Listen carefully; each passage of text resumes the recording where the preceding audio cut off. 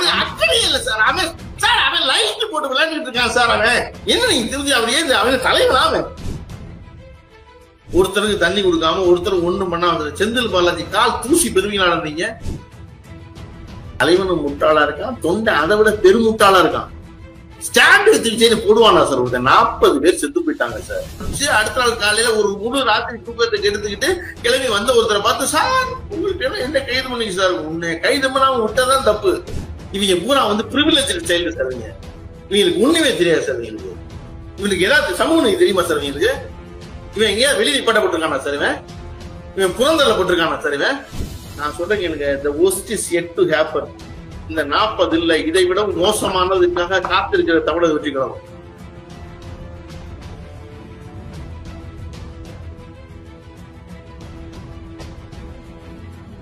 ஆச்சி அதிரசமா விடுங்க, கையில தட்டி சூடான எண்ணெயில பொரிச்சா அதிரசம் ரெடி.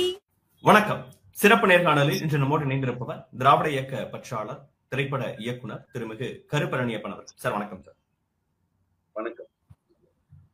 ஒட்டுமொத்த தமிழ்நாட்டையே அதிர்ச்சிக்குள்ளாக்குன சம்பவம் சனிக்கிழமை இரவு கரூர்ல நடைபெற்றுச்சு. 41 உயிர்கள் இப்போது வரைக்கும் இழந்திருக்கிறாங்க. பல பேர் மருத்துவமனையில ஸ்டில் சிகிச்சையில இருக்கிறாங்க.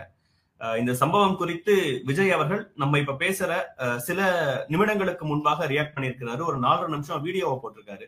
அந்த வீடியோல என் மன வலியோட இருக்கேன், எந்த மாவட்டத்திலையும் நடக்காத விஷயம் கரூர்ல மட்டும் ஏன் நடந்தது, எப்படி நடந்தது அப்படிங்கிற கேள்வி எழுப்பியிருக்கிறாரு. அந்த கேள்வி எப்படி பாக்குறீங்க சார்? விஜயோட நடிப்புல சிறந்த நடிப்பு இன்னைக்கு வச்சிருக்க 4 நிமிஷம் வீடியோ தான்.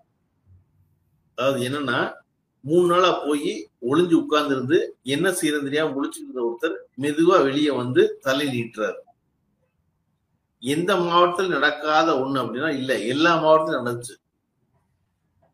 இதுக்கு அன்னைக்கு மாலை கரூரில் இந்த கொலை நிகழ்வதற்கு முன்னர் காலை நாமக்கல்ல 45 பேர் மயக்கம் அடைஞ்சு விழுந்ததாக காவல்துறையினுடைய தகவல் அறிக்கை சொல்லுது.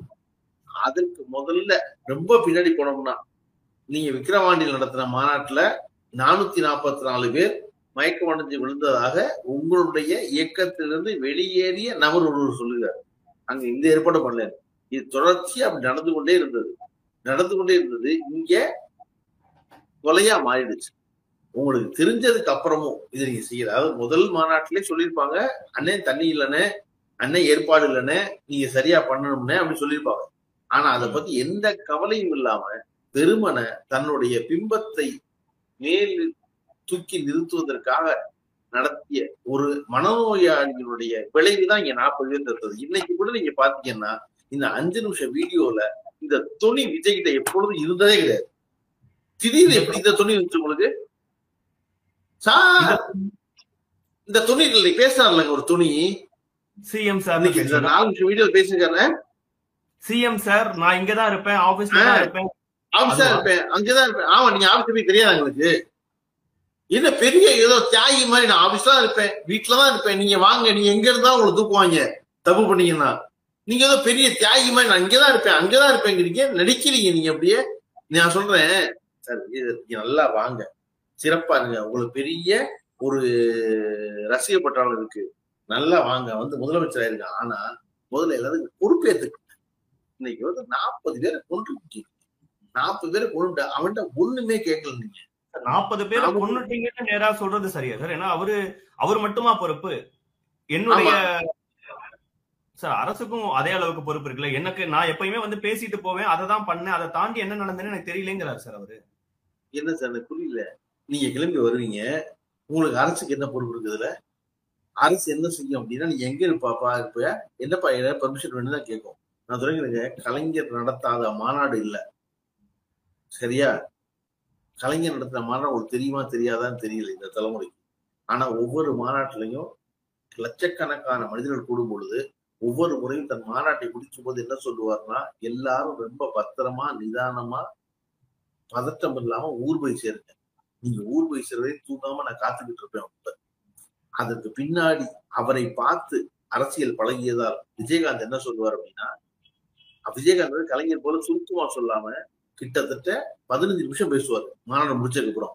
டிரைவர் எல்லாம் வேகமா வண்டி ஓட்டாதீங்க, ஆமா, டிரைவர்லாம் வண்டியும் வாழ மாட்டாங்க. இங்க பாரு, நீ எல்லாம் வேகமா போக கூடாது, பத்திரமா போகணும், போற வழியில 5 பேரா சேர்ந்து போகணும், 10 பேரா சேர்ந்து போகணும், ஒத்த ஊருக்கும் சேர்ந்து போயிட்டு சொல்லணும், அதுக்கப்புறம் தான் நான் தூங்குவேன் அப்படிப்பாரு. ஆனா அதுக்கப்புறம் தூங்குவாரு விஜயகாந்த்? தூங்க மாட்டாரு. இந்த பிரேமல கேட்பாரா, என்னம்மா 1.5 லட்சம் பேர் போயிட்டாங்க கேட்பாரா? அதெல்லாம் கேட்க மாட்டாரு. ஆனா சொல்ற ஆறுதல் வார்த்தை அது. டேய் தம்பியெல்லாம் நீங்க பத்திரமா போங்க, உங்களுக்கா நான் காத்துக்கிட்டு இருப்பேன் சார். விஜயகாந்த் கலைஞர்லாம் விட்டுருங்க சார். அதுக்கு 50 வருஷம் முன்னாடி பெரியார் மாநாடு, பெரியார் மாநாடுல குடும்பம் கூடுவாங்க சார் எல்லாரும்.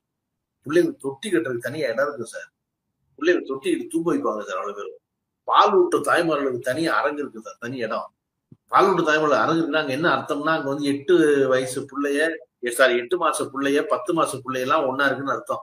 அவங்க எல்லாம் வச்சு பால் ஊட்டி தூங்க வச்சுட்டு கேட்பாங்க. ஏன்னா அவர்களை கேட்பதுக்கான செய்தி இருந்துச்சு. விஜய் கிட்ட கேட்க என்ன சார் செய்தி இருக்கு? ஒரு செய்தி இல்ல. நீ சும்மா பாட்டு பாடிக்கிட்டு இருக்க, வந்து எப்ப பார்த்தாலும் வந்து உட்காந்து பஸ்ஸுக்குள்ள உட்காந்து லைட்டை போட்டு ஆஃப் பண்ணி ஆன் பண்ணி விளையாண்டுகிட்டு இருக்கீங்க. நீ வந்து என்னன்னா மனவியாதி முடிச்சோம், இவரும் ஒண்ணு கூடி இருக்கீங்க ஒரு இடத்துல, மொத்த பேர் கூடி இருந்துட்டு அப்புறம் வந்து அரசாங்கம் என்னை சரி பார்க்க, அரசாங்கம் முடிஞ்சிருச்சு, 40 குடும்பத்தை சாகடிச்சிட்டீங்க, 40 குடும்பத்தை எதிர்காலம் நிற்கதி ஆயிடுச்சு, எல்லாரும் ஓடி ஒழிஞ்சிட்டீங்க. 4 நாள் கழிச்சு மெதுவா வந்து சிஎம் சார் நீங்க வேணா என்ன கூட கைது பண்ணிக்க சார், உன்னை கைது பண்றதா இருந்து முடிவு பண்ணியிருந்தாலும் சிஎம் சார் வந்து முன்னாடி பண்ணிக்க 3 நாள் முன்னாடி பண்ணிக்க மாட்டாரா? எனக்கு வந்து ஸ்டாலின் மேல பெரிய கோவம் என்ன அப்படின்னா, இவர்கள் இப்படியா டீல் பண்றது? நீங்க ஏதோ பெரிய பேரன்பு கொண்டு இவங்க டீல் பண்றீங்க. அரசு பள்ளிக்கூடத்துல படிக்கிற புள்ள சுபலட்சுமியும் இவங்களையும் ஒன்னா டீல் பண்றீங்க. நீங்க இவங்களை டீல் பண்ணக்கூடாது, அவங்களுக்கு அது புரியாது. அவங்களுக்கு புரியுற மொழி பேச அந்தந்த கோயிலுக்கு அந்தந்த பூசாரி வேணுங்கிற மாதிரி டீல் பண்ணுவீங்களா? உட்கார்ந்து 3 நாள் கழிச்சு மெதுவா வந்து சிஎம் சார் என்ன கூட நீங்க கைது பண்ணிக்க சார், என்ன கூட எதுவும் பண்ணீங்க சார், நீங்க வந்து அவங்கள விட்டுருங்க சார் அப்படின்னா, அவரு 3 நாள் முன்னாடி கேட்கிறாங்க பத்திரிகையாளர்கள்.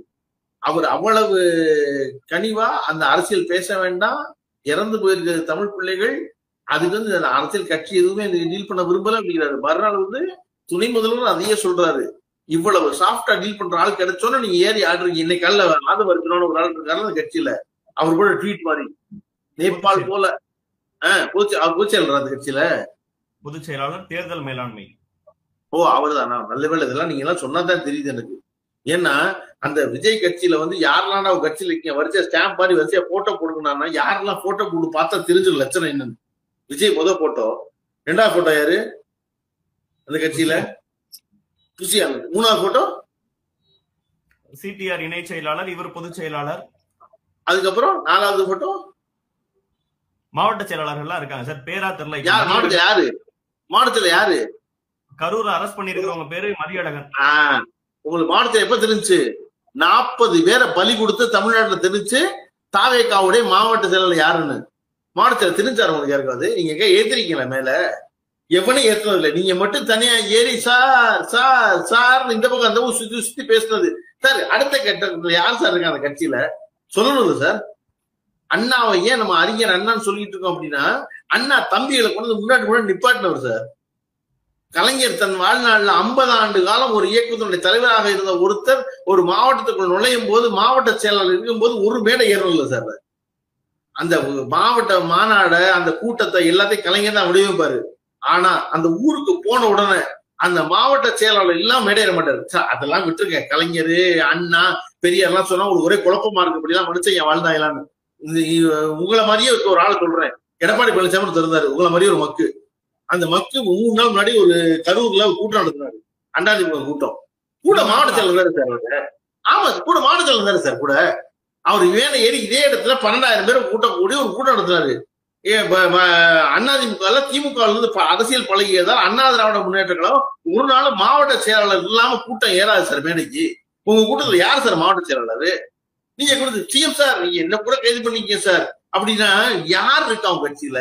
எதுக்கு நீங்க வந்து மக்களுக்கு தெரிஞ்சனால நடந்த பிரச்சனைன்னு சொல்றீங்களா? இது புரியல.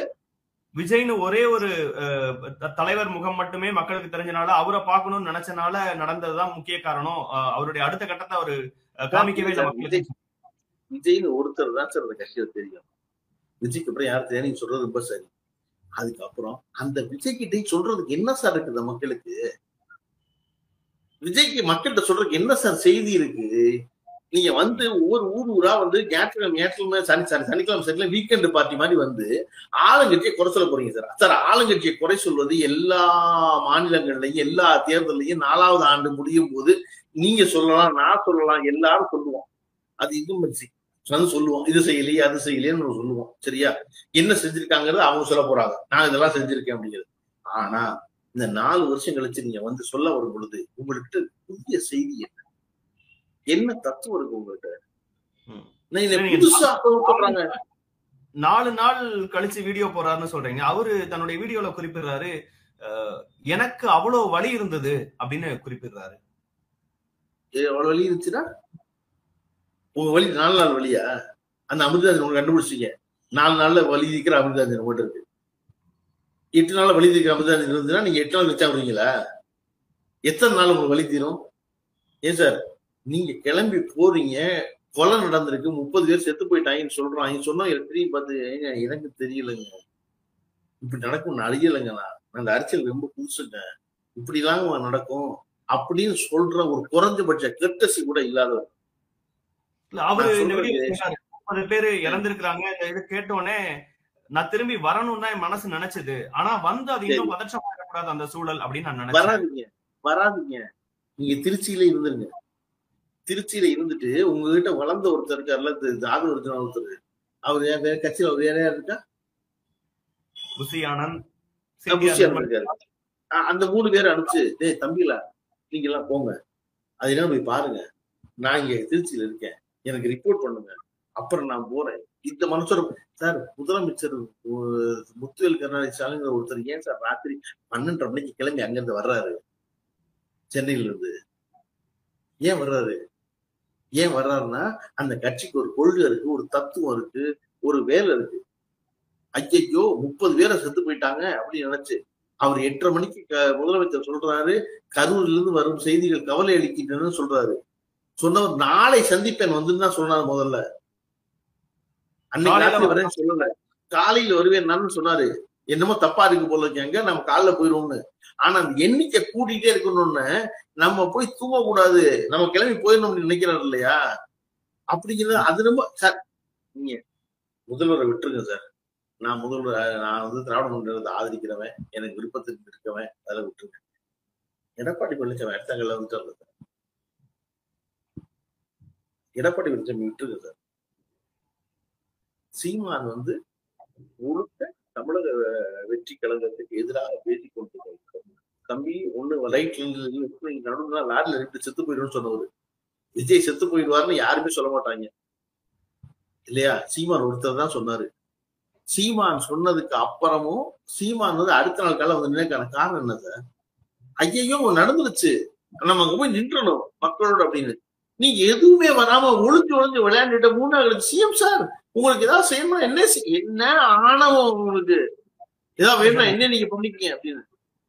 நீங்க குறிப்பிட்ட தலைவர்கள்லாம் அங்க போகும்போது அங்க இருக்கக்கூடிய மக்கள் வந்து அதை சாதாரணமா அணுகிறாங்க. ஆனா விஜய் அவர்கள் போகும்போது இப்படி ஒரு கூட்ட நெரிசல் காரணமா உயிரிழப்புகள் அளவுக்கு நடந்திருக்குன்னா மறுபடியும் அவர் போய் அங்க நிக்க முடியுமாங்கிற ஒரு பதற்றமான சூழல் மறுபடியும் ஏற்பட்டக்கூடாது, நம்மளை பார்க்க மக்கள் வந்துடக்கூடாது அப்படின்னு ஒரு புரியலையா? என்ன பெரிய உயிரிழப்பு? நீங்க வேணும் உயிரிழப்பு ஏற்படுவதற்கு காத்திருந்து 7 மணி நேரம் ஆக்கி அந்த கூட்டத்தை அலமோத வச்சு கொலை பண்ணவங்க நீங்க.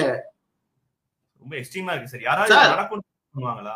ஆமா சார், அதுதான் இவரு இல்லைன்னா எப்படி சார் லைட்டை போட்டு ஆஃப் பண்ணி விளையாடுவீங்க நீங்க?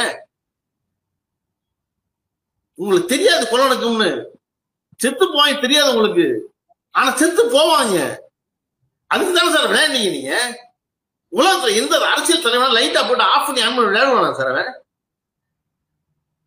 ஏதாவது நாய்க்குட்டிக்கு எலும்பு துண்டை போட்டா தப்பு சார், திருப்பி இன்னும் மேல போட்டீங்க அதை விட தப்பு சார், அதை விட மேல போட்டீங்க அதை விட தப்பு சார். உங்களுடைய திறமையா அது. நாய்க்குட்டி எலும்புக்கு எங்குது அதனால தப்புது, அப்படித்தான் லைட் ஆஃப் பண்ணி விளையாடுங்க நீங்க குரங்காட்டி மாதிரி. அறிவு இருக்க ஒருத்தர் செய்வானா சார் அந்த காரியத்தை? உட்கார்ந்து சிரிச்சுக்கிட்டு ஓ என்னை பார்க்க நீ தவறியா, நீ தப்புன்னு சார். இந்த மக்கள் கூட்டத்தை உருவாக்கி வச்சிருக்காங்க இவங்க. நான் சொல்றேன், அந்த கூட்டத்துக்கு வர்ற மொத்த பேரும் 10வது தாண்டாதவன். அவ்வளவு பேர் 10வது பள்ளிக்கூடத்தை படிக்கிற பையில அவ்வளவு பேரும் இல்ல சார். 40 வயசுக்கு வந்தாங்க நீங்க சொன்னீங்க அப்படின்னா அதெல்லாம் 10வது தாண்டாதவன். ஒண்ணு 10வது படிக்கிறவன் அல்லது 10வது தாண்டாதவன்.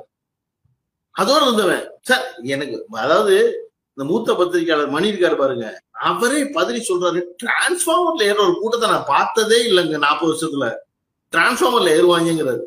இவங்க இவரா டிரான்ஸ்பார்மர்ல ஏறினா சொல்றது தலைமை இல்லை சார். இங்க அதை செய்யாத என்ன சார், இதை விட படிக்காதவங்க இருந்தாங்க சார் ரொம்ப பேரு. பெரியார்கிட்ட இருந்த படிக்காதவனா, என்னுடைய தாத்தா பெரியார்ட்ட போய் நிற்கும் போது, என் தாத்தா படிச்ச 3வது சார், பெரியார் கூட்டத்தை கேட்க போனாரு சார். எங்க அப்பா அண்ணா கூட்டத்தை கேட்க